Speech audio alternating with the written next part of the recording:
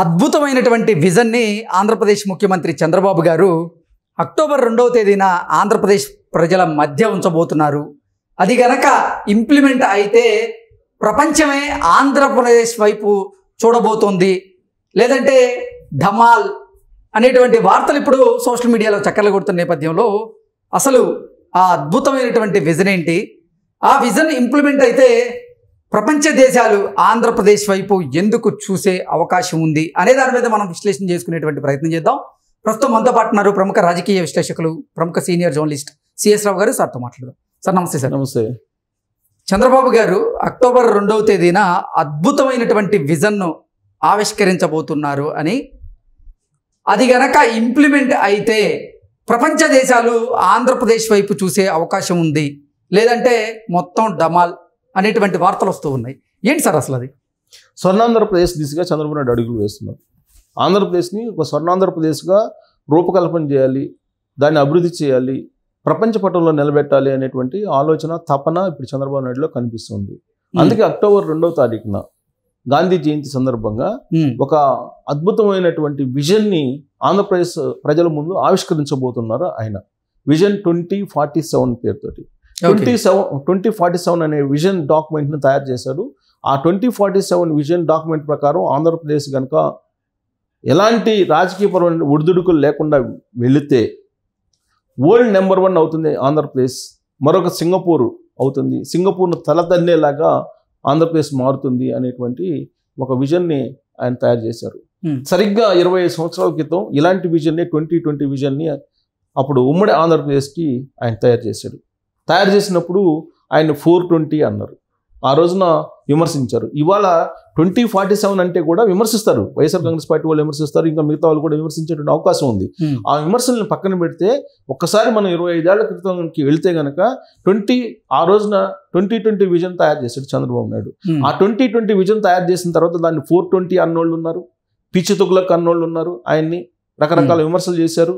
నా ప్రెస్ మీట్లోనే రాజశేఖర్ రెడ్డి ఎవరైనా సరే తెలివిగల్లోళ్ళు, మతి ఉన్నోళ్ళు ఎవరైనా సరే రోడ్ల మీద ఫ్లైఓవర్లు కడతారా అని చెప్పి కామెంట్ చేసినటువంటి సందర్భాలు కూడా ఉన్నాయి.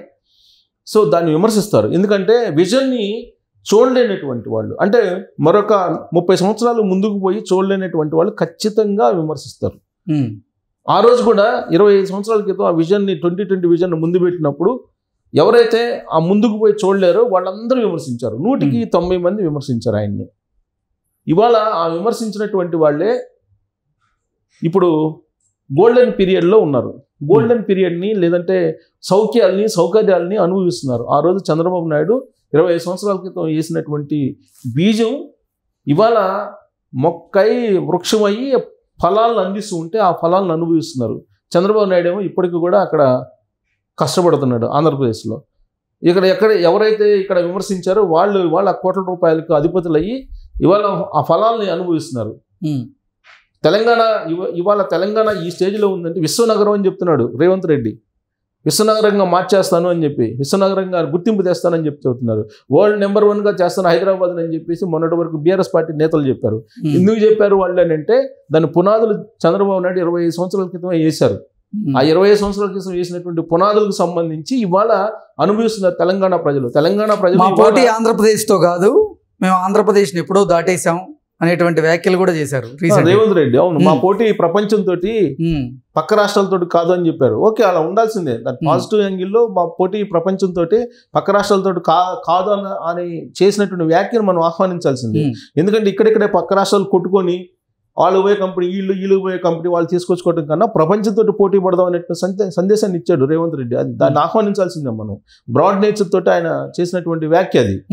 సో అంతకంటే బ్రాడ్గా చంద్రబాబు నాయుడు ముందుకెళ్తున్నాడు ఆంధ్రప్రదేశ్లో. 2047 విజన్ అని అంటే ఆ విజన్ని ఆవిష్కరించుకొని, ఆ విజన్ని మనం కళ్ళ ముందు మనం దాన్ని ఆవిష్కరించుకొని ఆయనకి సహకరించాలి. ఆంధ్రప్రదేశ్లో ఉండేటువంటి 5 కోట్ల మంది ఓటర్స్ అది చూడాలి. అది చూడగలిగినప్పుడే నీకు ఆ రాజకీయపరమైన ఒడిదుడుకులు ఉండవు. మనం 25 సంవత్సరాల క్రితం 2020 విజన్ అని చెప్పి ఆయన చెప్తే 2004లో ఉమ్మడి ఆంధ్రప్రదేశ్ ప్రజలు ఆయన ఓడించారు చంద్రబాబు నాయుడిని ఓడించిన తర్వాత ఏమైంది? 2004 నుంచి 2014 మధ్యలో ఏమైంది? అనేకమైనటువంటి ప్రాజెక్టులు వెనకపోయాయి కదా. ఈవెన్ మెట్రో ఎప్పుడో 2009లోనే అయిపోవాలి. మరి ఎందుకు 2009లో కాలేదు? 2009కి పూర్తి స్థాయిలో కాలేదు కదా అప్పటికి. అసలు మామూలుగా విజన్ ప్రకారం అయితే 2009కి కంప్లీట్గా అన్ని అయిపోవాలి మెట్రో. తర్వాత 24 hours కరెంట్ వచ్చేయాలి, 24 hours వాటర్ వచ్చేయాలి. మరి ఎందుకు లేట్ అయింది? ఆ రోజున చంద్రబాబు నాయుడు చేసినటువంటి విజన్ కనుక యాజ్ ఇట్స్గా ఇంప్లిమెంట్ అయినట్టయితే వరల్డ్లో నెంబర్ 1 అయ్యిండేది హైదరాబాద్, ఈ పాటికి అయిపోయిండేది. మరి ఇప్పుడు కూడా విశ్వనగరంతో మేము ప్రపంచంతో పోటీ పడదాం అనుకుంటున్నాం అనేటువంటి పరిస్థితిలో ఉంది కదా. ఈ పాటికి ఎప్పుడో వరల్డ్లో నెంబర్ 1 అయ్యిండేదా హైదరాబాద్.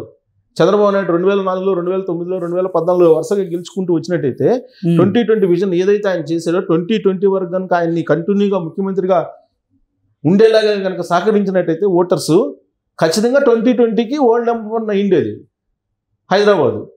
అలాగే ఇండియాలో నెంబర్ 1 రాష్ట్రంగా ఉమ్మడి ఆంధ్రప్రదేశ్ మారిండేది. కానీ మధ్యలో రాజశేఖర రెడ్డి 2004 నుంచి 2009 వరకు, ఆయన చనిపోయిన తర్వాత కేసీఆర్ ఆయన యాక్టివ్ కావటం, ప్రత్యేక ఉద్యమాన్ని తీసుకురావటం, ఇవన్నీ హడ్డిల్స్ అభివృద్ధిని ఆటంకపరిచాయి కదా. అనేక మంది వలసలు వెళ్ళిపోయారు కదా ఇక్కడి నుంచి.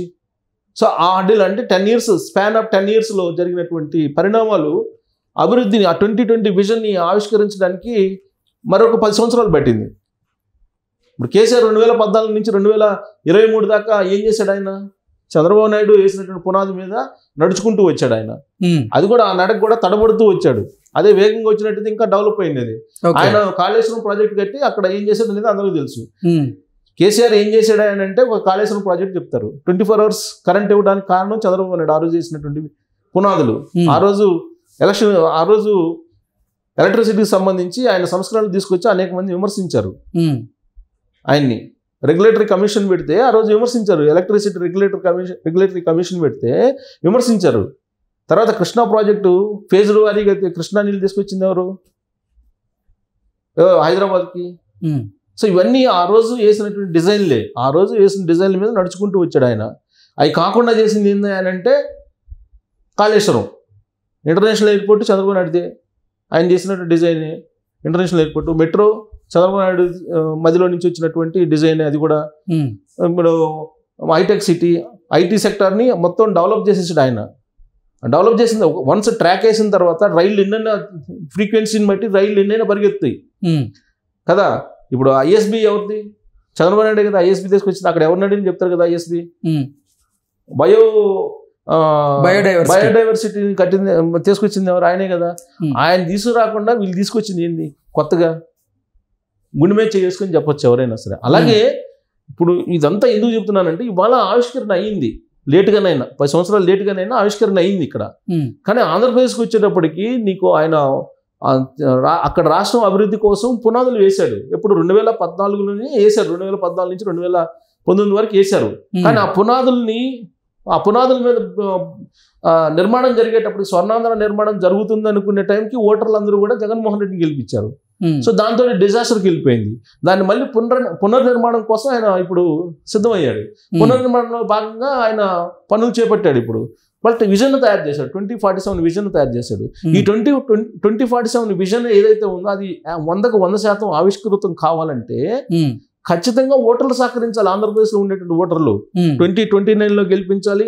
ఆ తర్వాత ఎలక్షన్లో కలిపి వరుసగా 4 ఎలక్షన్లో వరుసగా గెలిపిస్తే చంద్రబాబు నాయుడిని లేదా తెలుగుదేశం పార్టీని ఆ పునాదులు కదలకుండా 2047 దిశగా వేగంగా వెళ్తాయి. అలా కాకుండా మధ్యలో కనుక ఒక ట్రైల్ వేద్దాము, ఒకసారి ఇంకొకరికి ఇద్దాం, ఇంకోసారి ఇంకొకరికి ఇద్దాం అని చెప్పి ఓటర్స్ కనుక ట్రైల్ వేస్తే ఆ 2047 అనేది మళ్ళీ వెనక్కి వెళ్ళిపోయే అవకాశం ఉంది. సో వెనక్కి వెళ్ళిపోవడంతో పాటు వెనక్కి వెళ్ళినా పర్లే, అట్లీస్ట్ ధ్వంసం కాకుండా ఉంటే చాలు. ఇప్పుడు జగన్మోహన్ రెడ్డి ధ్వంసం చేశాడు కదా, ఇప్పుడు మళ్ళీ ఇంకో ట్రైల్ వేద్దాం అని చెప్పి వేరే వాళ్ళకి అవకాశం ఇస్తే కనుక మళ్ళీ మొదటికి వచ్చింది వ్యవహారం. సో కాబట్టి అలాంటి ప్రయోగాలు చేయకుండా ఆంధ్రప్రదేశ్ ప్రజలు 2029 ఆ తర్వాత వచ్చేటువంటి 2034 ఎలక్షన్స్ ఇవన్నీ కూడా వరుసగా కనుక 3-4 ఎలక్షన్స్ కనుక గెలిపిస్తే తెలుగుదేశం పార్టీని లేదా తెలుగుదేశం పార్టీ అలైడ్ పార్టీని, అప్పుడు నీకు 2047 అనుకున్న విధంగా వెళ్తుంది. ఇప్పుడు దాన్ని కూడా ఫేజ్ మేనర్లో చేశారు. 2029కి ఒక ఫేజ్, ఆ తర్వాత ఒక ఫేజ్, ఆ తర్వాత ఒక ఫేజ్, మొత్తం 3 ఫేజుల్లో దాన్ని తయారు చేశాడు స్వర్ణాంధ్ర 2047 అనేటువంటి విజన్ని. సో స్వర్ణాంధ్రాన్ని చూడాలంటే ఆంధ్రప్రదేశ్ ప్రజలు మరో సింగపూర్ని తలదన్నేలా ఆంధ్రప్రదేశ్ని చూడాలంటే ఖచ్చితంగా చంద్రబాబు నాయుడు విజన్ అనేది ఇంప్లిమెంట్ కావాలంటే ప్రయోగాలు చేయొద్దు. ఇది ఓటు వేసేటప్పుడు ప్రయోగాలు చేయకుండా కనుక స్థిరమైనటువంటి ప్రభుత్వాన్ని ఎంచుకుంటే అది సాకారం అవుతుంది. అలా కాకుండా వీళ్ళు ట్రయల్ చేస్తే మాత్రం ఓటర్లు అది మనం చూస్తున్నాం. ఇక్కడ చూసాం కదా 2020 విజన్ ఎలా డిస్టర్బ్ చేశారో అదే అక్కడ కూడా అయ్యే అవకాశం ఉంది. అది ఆలోచించుకోవాలి ఆంధ్రప్రదేశ్లో ఉండేటువంటి ఓటర్లు. Okay sir, thank you so much. Thank you.